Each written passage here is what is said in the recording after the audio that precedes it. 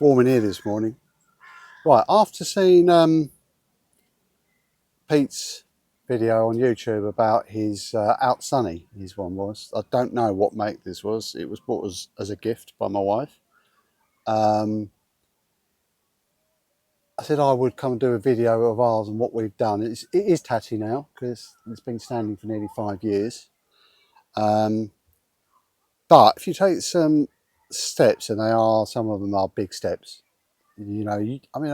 this has been amazing. I know my wife, like, she bought it. I didn't put it up for a year, and she was quite, she was disappointed. She thought she bought a great gift, and then I was a bit about it. But for obvious reasons, I knew what these things were like and how prone they were to damage from the wind. So I was a bit sort of like, I don't know how the hell I'm going to do this. But I made a decision about putting a windbreak around it. Over the first 12 months, we had to do more. We had to do more work. We had to do repairs. Kind of learned as we went along. That's what happens, isn't it? But I'm so grateful that she bought it. It really is. Like, it's made such a difference to my my enjoyment of my allotment, my use of allotment in here right now. I mean, it's what, 23rd of September, is it? Can't remember. 23rd of September, 11 o'clock in the morning, sun's out. Bloody hell, it's warm in here. It's absolutely delicious. Would I have one again? Knowing what I know, yeah, 100%. 100%. What I get from it is different to what Pete gets from it. Pete's is twice the size, twice the length anyway, and I forget how much wide. I think he said he's 14 foot, but I could be wrong. So he's got phenomenally more. I don't grow anything in here other than I do cucumbers and melons in summer. Do all our seeds and seedlings in here. Don't have any beds because it just seems like too much work to me. You'd have to be coming in, watering it and weeding it. I don't want that. But overall, would I want to go? Yeah, definitely. I'm going to recover this. I thought about replacing it as well with a different one, but I've got a cover at home, so I should try and get a bit of use out of that. Anyway, let's have a look around. So this here, you can see, it's like a gateway I made so I could leave the door open. It's basically to let air in, but to keep the cats and the foxes out, because we do have a fox that's resident around here. I say a fox, they die, and you end up with a replacement soon enough. But if I left this open, they would move in. The zips, I mean, that one's still half open. This one's always been troublesome down the bottom here. I can't close it any further than that now because it causes too much problems, but you can see various bits of wear on it. A tip to make them zips work better: keep some fairy liquid soap around and then regularly clean the zip. Basically, it cleans it and lubricates it. But once the weather's warm enough, I mean, I close it down when we get a strong wind. Other than that, I tend to leave it open. The windbreak itself, I put up this corner first, and I did this before I erected the polytunnel. So my thinking at the time was that was going to be fine, and that would keep the wind off and look after the polytunnel. So that went up to, you can see where the end of the polytunnel is there. So it came up to here. Can I step back a bit? Yeah. So in the middle of the vine there. That's all we had initially, and it does work up to a point. However, in the first year it was up, we had really strong winds, and the polytunnel got moved. It literally was lifted and moved, and so came round and extended. You can see it's just bits of wood going across there. I could actually probably do with putting a bit more in that. And then this is just pallet wood, so I stripped down long pallets. That's what you really need, is the longer pallets, because otherwise it turns into a ridiculous amount of effort. Just post. But we extended it, and since then, I mean, it doesn't move. It flaps around. The cover flaps around in the wind, but we don't have any problems with it at all. Down there's a Met spike, I think they call them. They're fence post spikes. The posts, I'd say, are all recycled timber. The pallets are recycled timber as well. There's, you know, this has stood here 5 years. It moves a little bit. It's not surprising, but that is really solid. The timber itself, you've got to keep timber up off the soil. I've never got round to doing anything. I should have capped these off, but they're not too bad. I could probably just cut them down a couple of inches and put caps on now and they'd still be all right. The pallet itself, when I put this up, I actually took the timbers off the other side, or one side, I can't remember which now, and moved them so that they're staggered rather than going straight through. So there would be like piece of timber there and a piece of timber the other side and a gap. I did it like this so the wind hits it and breaks up. We've also got a base that the cover is attached to.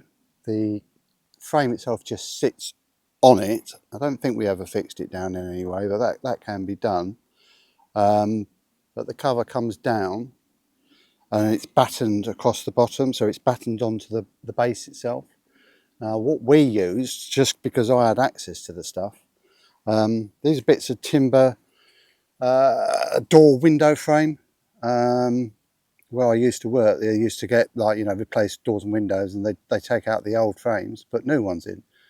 This is hardwood. If I just, there's a little snail. Come on, little snail. I don't want to squash him. Anyway, he's gone. So you can see it's like, yeah, the profiles are pretty similar, so you can make up a base that matches. All you're looking for really though is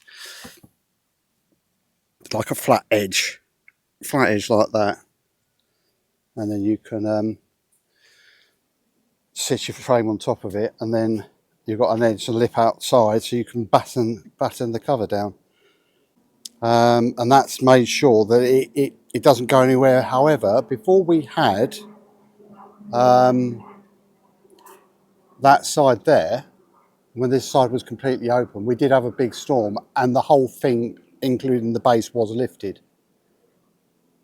It was lifted and moved over about a foot. We used to have a bigger gap on the other side. That used to be about a foot wide. It was moved over. I just ended up straightening it out because it had twisted on one corner. So that's why I put in the final bit of the windbreak.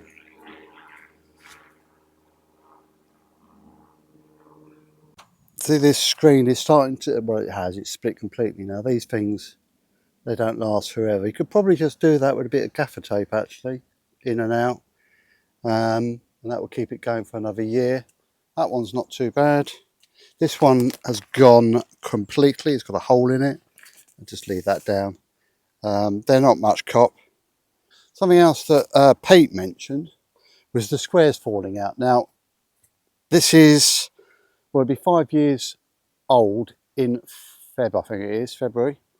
And the only place where we've really lost the plastic squares, I don't know if you can see it in here, is just that little section down there. And I actually think, from memory, we had something instead inside in a bucket, like a cane in a bucket, something like that, and it rubbed up and down, and that's why we've lost those bits there. Overall, there's a bit gone there. Overall, we haven't lost too many. It hasn't been too bad. So there are a couple of other people who've got these polytunnels. This one here, this has only been in for a couple of years, maybe 3 years, but I think it's a couple of years. And you can see there, and I don't know why his cover has gone like this, but it has gone really, really badly.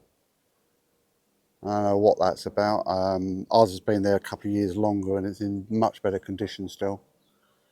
And he's got staging on the inside, which basically is coming through. That's one. And then this one, the cover is in much better condition. This has been up, this is its second summer it's just come through. And I can see places where it's starting to wear up there. And it's where it's rubbing, the cover is rubbing against the frame. It's a problem. But I looked at this yesterday. The biggest issue it has, the cover itself wraps round, so these clips hold it in place. And I've seen people suggesting using stuff like this as a DIY way of fixing new screen. What it's done, I don't know how well you're going to be able to see this, but that's trapped moisture inside the cover. So it's basically rusting away. We don't have any issue with rust on our frame. And the other thing I noticed on the other one that we looked at now with the really bad cover, condition cover, he's got wear up the top here where there's a bracket that holds the door frame onto the frame. This has got a better design, but you can see it's starting to go up the top there as well. So that's one of the big problems, aside from wind, that you're gonna face, is that the covers rub up against the frames and they wear out. What we have got, and we've had this all the way down the line and it's got worse, I just made this a lot worse a couple of weeks back, is this big gap here, and there's one at the other end. This one's worse because I tried to put something underneath it just to cushion it from the frame, but as I pushed it just split and it went along there. So you can see, I can't really focus that close, but you can see there's a little bit there. And then where I've got these ropes inside, they're I don't know how that one's got. It's probably where I've moved the rope actually, but there's a hole up there where that rope is, and there you go, on that corner there there's a hole as well. And then again, like I say, yeah, see the ends go. I'm going to try it when I recover this. I shall get some hotspot tape and cover those. Should have done it the first time around, but we didn't know about it. So, you know, you live and learn. So all I do is I've got that side unzipped so I can nip in and out, and it's nice and warm in here today. There's plenty of spiders. Right, so just looking around at our frame, there is no signs of any rust. Just checking the bottom as well. There's possibly a tiny little bit down there, but I think it's all right. And mostly the cover is still in good condition. This is after 5 years, well, nearly 5 years. See, like the damage there. Again, it's like so minimal. That there, I built some staging across this end, and it had a tall post on it. And when the wind blew it, it actually, it's hard to explain, but it lifted it up, moved it across and dropped it down on top of the post. So which is why we've got the damage there. So I took the staging out. I didn't at the time, I just took it down to the level, took the posts out, realising my mistake and had it across there. But what I've done since, and I did this this year, I've got sawhorse in there, and a sawhorse in there, and then I've got 2 long bits of timber. Again, this is pallet wood.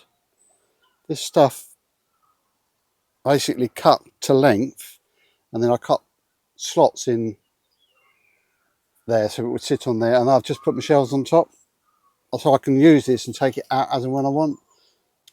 Okay, so if you have a look at the base on the inside, you can see those bits of timber. I'm just going to come around here and we'll go around there instead. There you go. See, that runs, basically I've got timber all the way round. I've got rubbish all the way around as well, but that's just typical me. You just ask my wife. No, the frame isn't fixed down to anywhere. Just the cover on the outside is battened down. And overall, in that, I mean, you can see it's dark because it's damp, but it's just sat on the soil and it's done all right. What I will probably do, what I want to do, is I want to get hold of some 4x4, something like fence posts, because they're treated already. 2 lengths, 3 meters long to do the sides, and then I need to get a couple of shorter bits so I can go and do the ends as well, and just build up a frame. But what I would do is put bricks, paving blocks, slabs, something like that at the corners and the middle, to lift that timber up off the ground, because it will last longer. The big problem with sitting any timber on the ground is it starts to rot. That is on this bit of weed control fabric. That's in good condition still. I'm trying to see if there's any signs of deterioration in that far corner, but I knew that had, because the moisture, because it's on a bit of a tilt, moisture comes down the cover, runs down and accumulates down that corner down there, and then the battens. See, there's no batten there anymore. There it is. There's this bit of timber, as you can see, it's starting to rot through there. That's what that dark patch is. But overall, I can put my nails into it, but it's pretty solid. But it should have been lifted off the ground. What's this like? Even so, that there is still pretty solid and could still be used. That's hardwood though, it just lasts longer.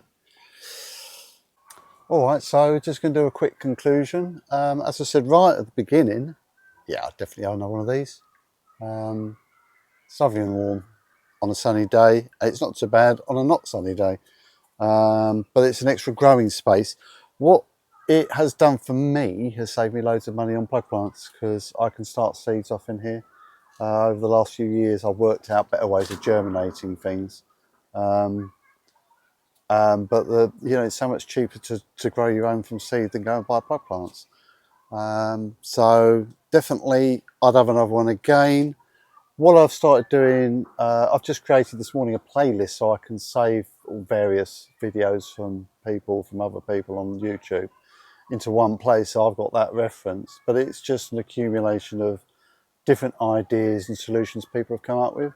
It's going to be a public playlist, so if anyone wants to have a look, I'll add to it as I find videos, and it'll be there as a reference source. Anyway, hope this was of interest to some people. It's far too long, I know, but thanks for Pete for just posting that video of his and inspiring me to do like my own version. Cheers now.